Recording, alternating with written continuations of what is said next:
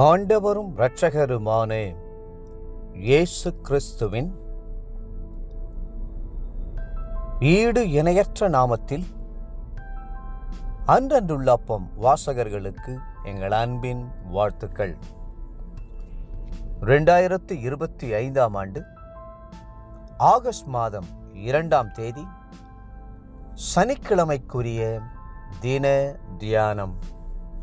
இன்றைய தலைப்பு அதிகாலை ஜெபம்.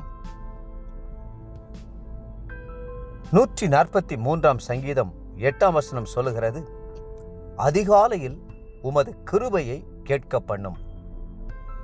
143ஆம் சங்கீதம் 10ஆம் வசனம் சொல்லுகிறது, உமக்கு பிரியமானதை செய்ய எனக்கு போதித்தருளும். அதிகாலையிலே கர்த்தருடைய பாதத்தில் அமர்ந்திருப்பது அவருக்கு பிரியமானதாகும். தாவீது தன் தேவனை பிரியப்படுத்த வேண்டுமென்ற வாஞ்சை கொண்டதினாலே தினந்தோறும் அதிகாலையிலே எழும்பி தேவ சமூகத்துக்கு வந்து, ஆண்டவரே, உமக்கு பிரியமானதை செய்ய எனக்கு போதித்தருளும் என்று ஜெபித்தார். தேவனை பிரியப்படுத்த நம் சுய பலத்தினாலோ சுய நீதியினாலோ சுய முயற்சியினாலோ முடியாது. ஒவ்வொரு நாளும் அதிகாலை வேளையில் தேவ சமூகத்துக்கு எழும்பி வந்து, ஆண்டவரே எனக்கு போதியும் என்று கேட்கிறவர்களே தேவனை பிரியப்படுத்துவார்கள். ஆம், கர்த்தர் நமக்கு போதிப்பார் என்றால் நிச்சயமாகவே அவருடைய வழிகளில் நாம் நடந்து அவருடைய பிரியத்தை பெற்றுக்கொள்வோம். கர்த்தர் நமக்கு போதிக்க அதிகாலை நேரம் மிகுந்த இன்பமானதும் இனிமையானதுமான நேரமாகும்.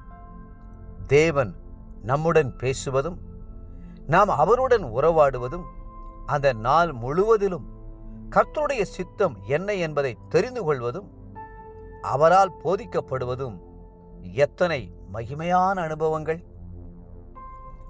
வேதம் சொல்லுகிறது, ஆதியாகமம் 3:8, பகலில் குளிர்ச்சியான வேளையிலே தோட்டத்தில் உலாவுகிற தேவனாகிய கர்த்தருடைய சத்தத்தை அவர்கள் கேட்டார்கள்.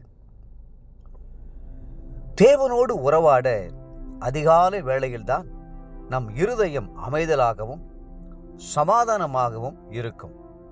அந்த வேளையில் தேவ சத்தத்தை நாம் தெளிவாக கேட்டு மகிழ முடியும். அதன் பின்பு பகல் நேரங்களில் உலக அலுவல்கள், உலக பாரங்கள் நம்மை நெருக்கி போடக்கூடும். ஆகவே கர்த்தருக்கு பிரியமானதை செய்ய கர்த்தர் நமக்கு போதிக்கும்படி அதிகாலை நேரத்தை ஒதுக்க வேண்டும். தாவீது அதிகாலை எழுந்ததினால், நானோ நீதியில் உம்முடைய முகத்தை தரிசிப்பேன், நான் விழிக்கும்போது உமது சாயலால் திருப்தியாவேன் என்று எழுதுகிறார். 17ஆம் சங்கீதம் 15ஆம் வசனம். தாவீது மட்டுமல்ல, எல்லா தேவனுடைய பரிசுத்தவான்களும் அதிகாலை எழும்பி தேவனோடு உறவாடி அவருடைய மெல்லிய சத்தத்தை கேட்டு பழகப்பட்டிருந்தார்கள். ஆபிரகாம் அதிகாலையில் எழுந்து என்று ஆதியாகமம் 22:3 வாசிக்கிறோம். யோபு அதிகாலையிலே எழுந்து தேவ சமூகத்தில் சர்வாங்க தகன பலிகளை செலுத்தியதையும் வேதத்தில் பார்க்கிறோம். யோபு 1:5. இயேசு ஜெபித்ததை குறித்து வேதம் சொல்லுவதை பாருங்கள். அவர் அதிகாலையில் இருட்டோடு எழுந்து புறப்பட்டு வனாந்திரமான ஓரிடத்திற்கு போய் அங்கே ஜெபம் பண்ணினார். மார்க்கு 1:35. தேவ பிள்ளைகளே, அதிகாலையில் எழுந்து ஜெபிப்பதையும் தியானிப்பதையும் கர்த்தரோடு உறவாடுவதையும் உங்கள் வாழ்க்கையில் அனுபவமாக்கிக் கொள்ளுங்கள். அதிகாலையில் எழும்பி முழு இருதயத்தோடும் சந்தோஷத்தோடும் கர்த்தருக்கு ஸ்தோத்திரங்களை ஏறெடுக்கும் போது துதியில் பிரியப்படுகிற கர்த்தர் உங்களுக்கு தமது வழியை போதிப்பார். இன்றைய நினைவிற்கு ஏசாயா 48:14.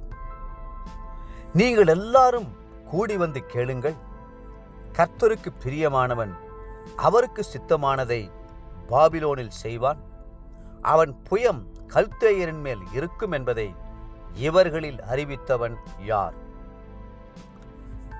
இன்றைய வேத வாசிப்பு காலை சங்கீதம் 60, 61 மற்றும் 62 சங்கீதங்கள். மாலை ரோமர் 5 அதிகாரம். அன்புக்குரிய அன்றனுள்ளப்பம் வாசகர்களே, மீண்டும் உங்களை வாழ்த்துகிறோம். அதிகாலையில் தேவ சமூகத்தில் காத்திருந்து அவருடைய ஆலோசனையை பெற்றுக்கொள்ளுங்கள். கர்த்தர் தாமே உங்களை ஆசீர்வதித்து மென்மேலும் உயர்த்துவாராக. ஆமென்.